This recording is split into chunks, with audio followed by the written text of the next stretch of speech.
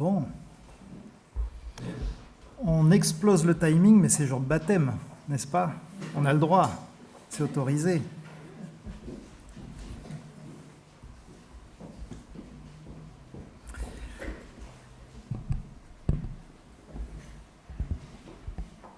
Merci.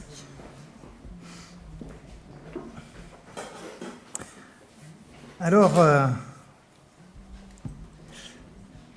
c'était pendant l'été 87 ou 88, je ne sais plus exactement, mais je sais que j'avais 8 ou 9 ans, donc ça devait être dans ces eaux-là. Et j'avais été invité chez un ami dans le Lot. Enfin, j'avais été invité par ses parents surtout, parce qu'à cet âge-là, c'est comme ça que ça se passe, à passer des vacances. Et je me rappelle que les après-midi étaient écrasants de chaleur. Et donc, on profitait des matinées pour aller s'amuser dans le village et puis dans la campagne aux alentours. Et un jour, on sort un peu du village, un petit peu à l'écart, et puis il y a une maison. On voit une maison. Et mon ami me dit tu vois cette maison là-bas? Je dis oui. Il me dit, ne t'en approche jamais. C'est la maison de la sorcière. Waouh! Et il me dit, et si on la voit sortir, il faut faire le signe de croix. Alors j'étais impressionné, évidemment. Avec 35 ans de recul, je me dis que probablement c'était une vieille dame qui vivait à l'écart, seule. Et dans l'imaginaire des enfants, c'est souvent suffisant pour monter tout un tas d'histoires autour de ça, pour rendre l'histoire plus intéressante que ce qu'elle est. Mais quand j'y repense, je me demande comment cette femme vivait cette mise à l'écart d'un village. Alors, je suppose qu'elle avait choisi de vivre là aussi, hein. Elle avait sa part de responsabilité sans doute. Mais comment elle vivait le fait de voir les enfants la regarder avec ce regard-là. Et je me dis qu'il est possible que parmi nous, il y en ait qui se sentent eux-mêmes comme un peu cette bête étrange que les gens évitent. Des gens qui sentent que, en fait, ils font partie du village, mais en même temps, pas vraiment. Ils sont à l'écart. Et on leur fait sentir qu'ils sont à l'écart. Ça existe probablement parmi nous, parce que je crois que ça existe dans tous les groupements humains, ça existe aussi dans l'Église. Et la Bible, elle nous parle d'un groupe comme ça, au sein même du territoire d'Israël.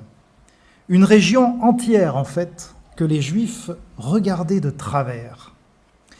Mais Jésus va vivre les choses d'une autre manière avec cette région. Il ne va pas aborder les habitants de cette région comme les Juifs le faisaient habituellement.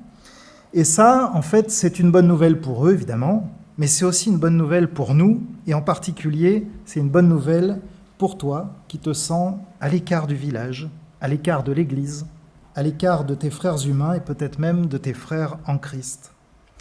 Mais on ne va pas mettre la charrue avant les bœufs, on va d'abord découvrir ce texte qui met en scène Jésus et une femme de cette région, une Samaritaine.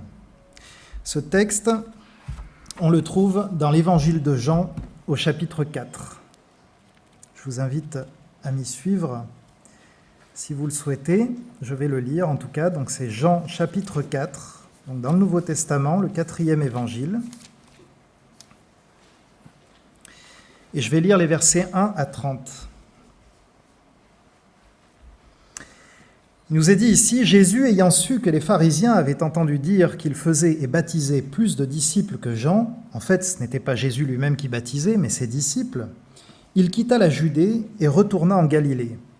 Or, il fallait qu'il passe par la Samarie. Il arrive donc dans une ville de Samarie nommée Sichar, près du champ que Jacob avait donné à Joseph, son fils. Là se trouvait la source de Jacob. Jésus, fatigué du voyage, s'était assis tel quel au bord de la source. C'était environ la 6e heure. Une femme de Samarie vient puiser de l'eau. Jésus lui dit « Donne-moi à boire ».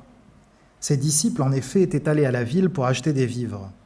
La Samaritaine lui dit Comment, toi qui es juif, peux-tu me demander à boire à moi qui suis une Samaritaine ? Les Juifs, en effet, ne veulent rien avoir de commun avec les Samaritains.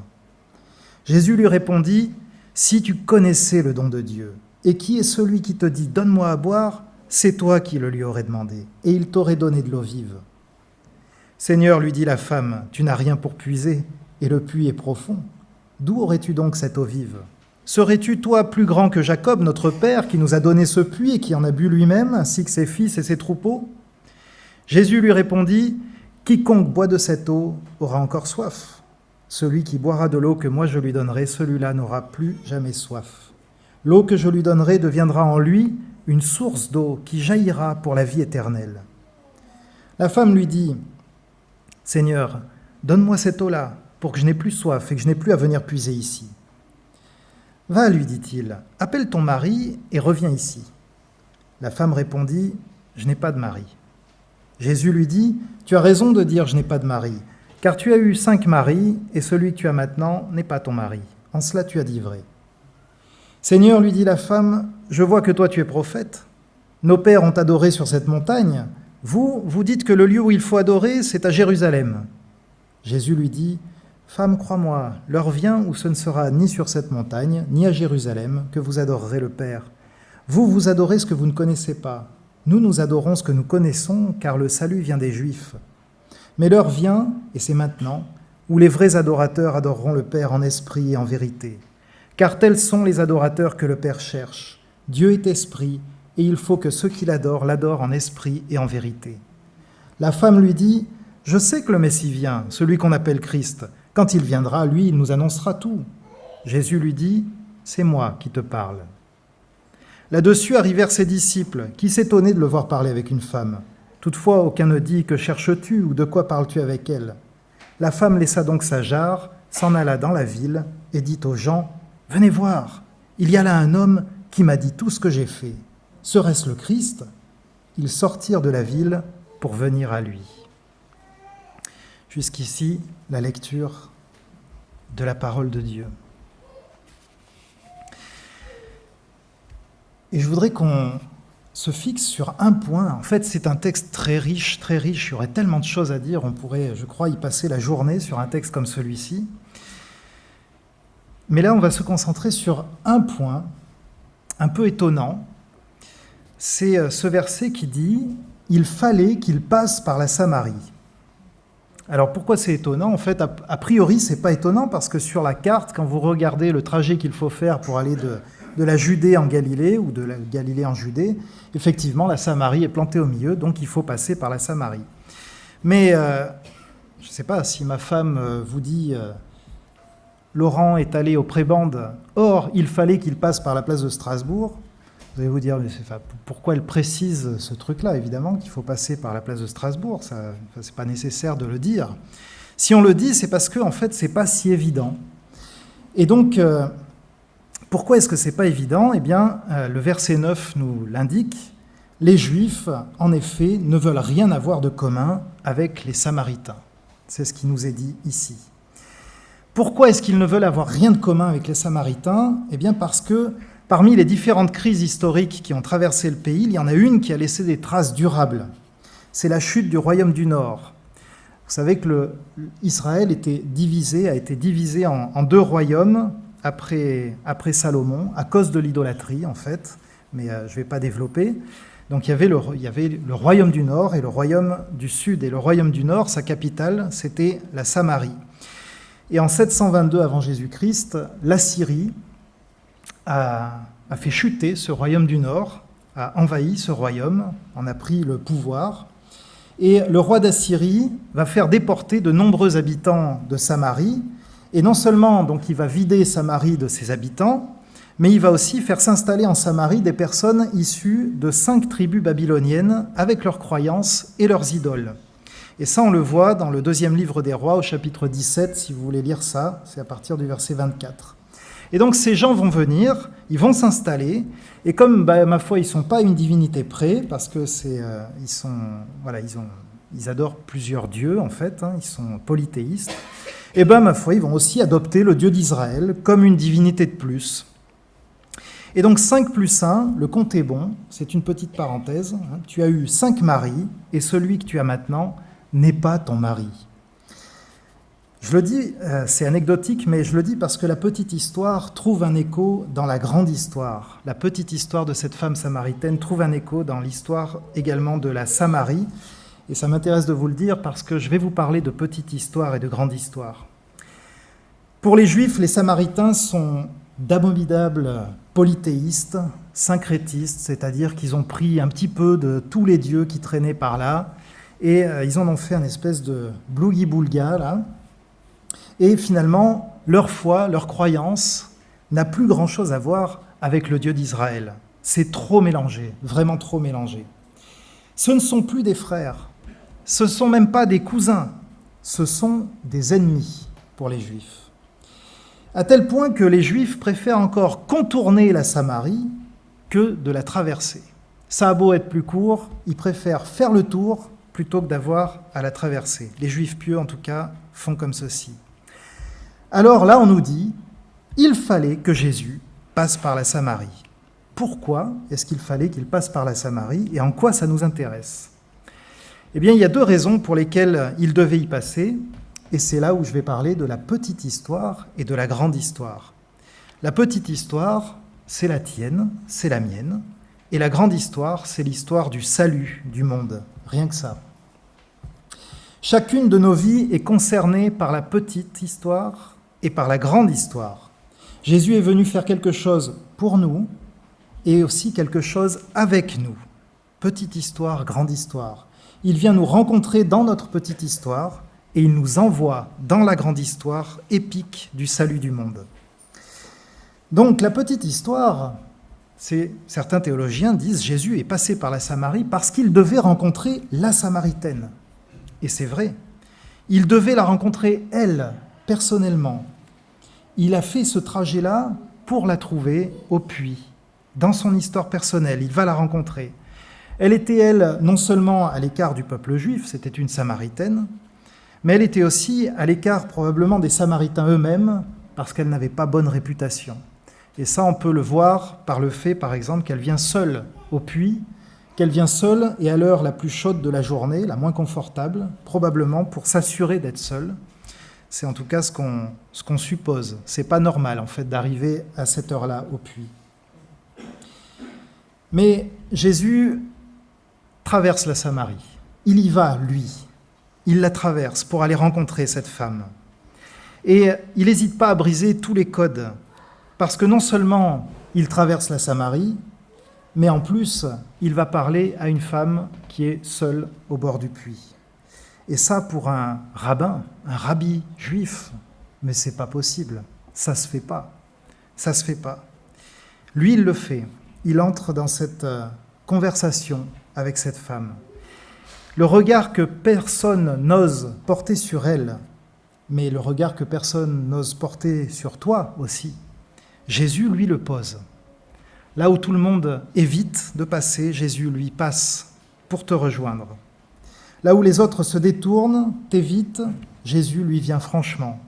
Il vient te chercher là où tu es, quand bien même ce serait en Samarie. Ça, c'est la petite histoire. Mais il y a aussi la grande histoire. Et la grande histoire, c'est que Jésus est le grand réconciliateur. Le peuple est divisé à tel point qu'une région entière n'est même plus considérée comme faisant partie du peuple de Dieu. Mais enfin, la Samarie, ça fait partie du territoire d'Israël. Et disons-le franchement, Jésus non plus ne considère plus cette région comme faisant partie du peuple de Dieu. Quand il envoie ses disciples annoncer la bonne nouvelle, il leur demande même de ne pas se rendre en Samarie, parce que sa mission à lui commence par les Juifs. Alors tout est dans le commence. Elle commence par les Juifs. Mais Ézéchiel, Ézéchiel 37. Alors vous pouvez m'y suivre si vous le souhaitez. Sinon, je vais le lire de toute façon. Ézéchiel prophétise. Ézéchiel 37, à partir du verset 15, voilà ce qu'on lit, 15 à 24. On est bien longtemps avant la venue de Jésus, bien évidemment. Et il nous est dit ici, la parole du Seigneur me parvint. Toi, humain, prends un morceau de bois et écris dessus à Juda et aux Israélites qui lui sont associés, royaume de Juda. Prends un autre morceau de bois et écris dessus à Joseph, bois d'Éphraïm, et à toute la maison d'Israël qui lui est associée, le royaume d'Israël, capitale Samarie. Rapproche-les l'un de l'autre, que tu n'aies plus qu'un seul morceau de bois, qu'il soit uni dans ta main. Lorsque les gens de ton peuple te diront « Ne nous expliqueras-tu pas ce que ça signifie pour toi ?» Réponds-leur « Ainsi parle le Seigneur Dieu, je prends le bois de Joseph qui est dans la main d'Éphraïm et les tribus d'Israël qui lui sont associées. Je les joindrai au bois de Juda et j'en formerai un seul bois. Ils seront unis dans ma main. Les morceaux de bois sur lesquels tu écriras seront dans ta main, sous leurs yeux. Tu leur diras « Ainsi parle le Seigneur Dieu. Je prends les Israélites d'entre les nations où ils sont allés, je les rassemblerai de toutes parts et je les ramènerai sur leur terre. Je ferai d'eux une seule nation dans le pays, dans les montagnes d'Israël. Ils auront tous un même roi, ils ne formeront plus deux nations et ne seront plus divisés en deux royaumes. Ils ne se rendront plus impurs avec leurs idoles, leurs horreurs et toutes leurs transgressions. Je les sauverai de tous leurs lieux d'habitation où ils ont péché et je les purifierai. Ils seront mon peuple et moi je serai leur Dieu. David, mon serviteur, sera leur roi, et ils auront tous un seul berger. » David est mort depuis longtemps. Le David dont il est question dans ce texte, c'est le roi messianique qui doit venir. Jésus est le roi des Juifs, il est aussi le roi des Samaritains. Il est celui qui réconcilie le peuple. Et donc, il fallait qu'il passe par la Samarie. C'est en fait ici le début d'un mouvement que les disciples vont poursuivre après l'ascension de Jésus, puisque le premier endroit où ils vont se rendre une fois sortis de Jérusalem, c'est la Judée, ils se tournent vers les Juifs, et la Samarie. C'est ce qui nous est dit en Acte 8, Philippe qui part en Samarie. Et ce mouvement, c'est celui qui consiste à faire de toutes les nations des disciples. Parce qu'en fait, et c'est le troisième point de cette prédication, Jésus nous équipe et nous envoie. Alors l'équipement de Jésus, je ne vais pas le lire, mais vous pouvez le trouver, on le trouve en Éphésiens 6, c'est la vérité, la justice, l'annonce de la bonne nouvelle, la foi, l'assurance du salut, et pour finir, l'épée de l'Esprit qui est la parole de Dieu. Et cet Esprit dont il est question, c'est l'Esprit de Dieu qui est descendu sur les disciples à la Pentecôte, qu'on célèbre aujourd'hui, et qui est promis à toutes celles et tous ceux qui se reconnaissent pécheurs, qui placent leur confiance en Jésus-Christ et qui le reconnaissent pour ce qu'il est, Seigneur et Sauveur, qui est promis en fait pour tous ceux qui font ce qu'ont fait nos trois baptisés aujourd'hui. Et ainsi équipés, on devient des ambassadeurs du royaume, des ambassadeurs du Christ. Il nous confie le ministère de la réconciliation. Et là, je vous lis 2 Corinthiens 5 à partir du verset 16. Et je vais terminer là-dessus. Voilà pourquoi nous ne considérons plus personne d'une manière purement humaine. Même si autrefois nous avons considéré le Christ d'une manière humaine, maintenant nous ne le considérons plus ainsi. Dès que quelqu'un est uni au Christ, il est un être nouveau. Ce qui est ancien a disparu, ce qui est nouveau est là. Tout cela vient de Dieu, qui nous a réconciliés avec lui par le Christ et qui nous a confié la tâche d'amener d'autres hommes à la réconciliation avec lui. La petite histoire, il m'a réconcilié avec Christ. La grande histoire, il m'envoie comme ambassadeur du royaume. Car par le Christ, Dieu agissait pour réconcilier tous les humains avec lui sans tenir compte de leurs fautes, et il nous a chargés d'annoncer cette œuvre de réconciliation. Nous sommes donc des ambassadeurs envoyés par le Christ, et c'est comme si Dieu lui-même vous adressait un appel par nous. Nous vous en supplions, au nom du Christ, laissez-vous réconcilier avec Dieu. Le Christ était sans péché, mais Dieu l'a chargé de notre péché, de mon péché, de ton péché, afin que par lui, tu aies part, toi aussi, à l'œuvre salutaire de Dieu. Il te rejoint dans ta petite histoire et il t'envoie dans la grande histoire. Alors toi, le Samaritain, qui te sens à côté, juste à côté, toi qu'on appelle peut-être sorcière, qu'on regarde en biais, vous qu'on évite, qui ne croisez que des regards fuyants, peut-être même au sein de l'Église. Jésus vient vous chercher aujourd'hui. Il vient vous chercher parce qu'il est comme ça, Jésus. Il traverse la Samarie.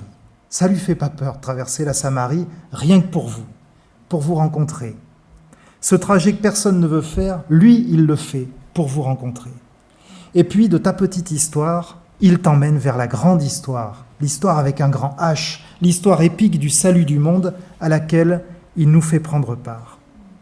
Alors, je vous invite à fermer les yeux maintenant et à incliner vos têtes.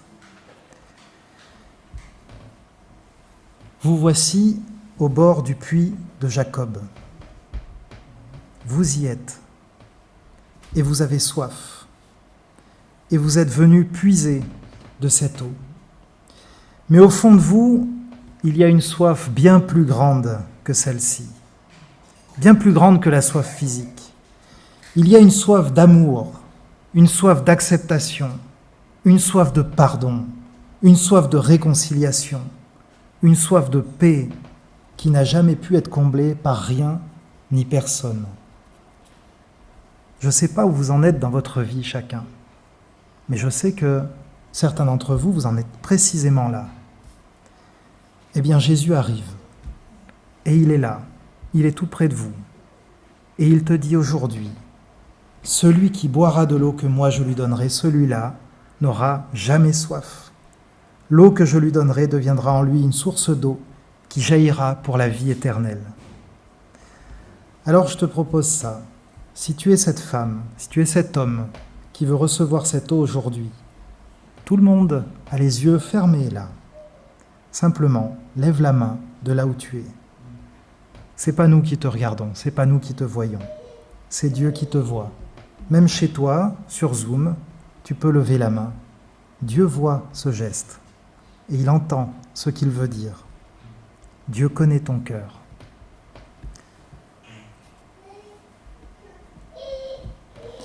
Je vais prier. Et je vais prier en particulier pour vous qui avez levé la main.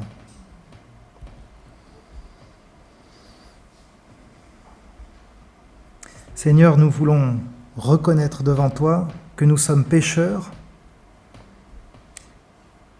et que nous avons cherché à fuir ta colère ou bien simplement en la niant, ou bien simplement en nous mentant à nous-mêmes. Seigneur, tu es celui qui nous rejoint là où nous nous trouvons. On a entendu les témoignages ce matin de gens qui étaient perdus, qui prenaient des mauvaises voies, des mauvais chemins, et qui ont fini par reconnaître que sans toi, ils étaient perdus. Seigneur, tous nous connaissons cette soif que rien n'a pu combler dans nos vies.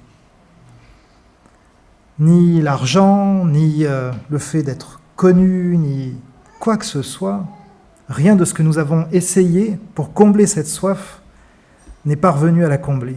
Toujours nous sommes retombés, même dans les moments où nous pensions « ça y est, c'est bon, ça y est ». Non, en fait, ça y était pas. On est retombé à chaque fois.